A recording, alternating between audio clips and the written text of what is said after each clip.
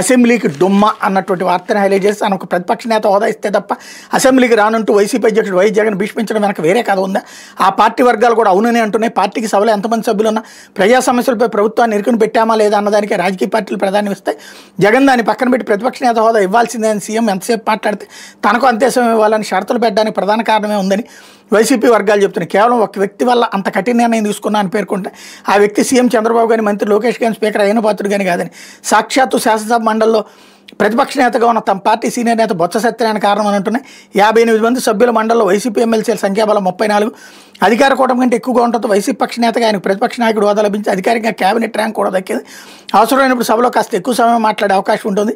జగన్ శాసనసభ్యుడు మాత్రమే పొరుగు సభలో బొత్స ప్రతిపక్ష నేత హోదాలో ఉంటే తాను కేవలం ఎమ్మెల్యేగా ఉండటంతో అహ్మద్ వచ్చి జగన్ అసెంబ్లీకి రానుంటున్నారు. వైసీపీ నేతలు బాటంగానే గుసగుసలాడుతున్నారంటూ వాళ్ళిద్దరి మధ్య నుంచి చిచ్చు పెట్టే ప్రయత్నం చేస్తున్నారు. ఇలా నీచ జర్నలిజం ఏ స్థాయికి దిగజారిందంటే రాజకీయ పార్టీలు చేసే రాజకీయాలన్నీ వార్తల ద్వారా వీళ్ళే చేస్తారు. అంతకు మించిన నీచత్వం మరొకటి లేనటువంటి విషయం. కాకపోతే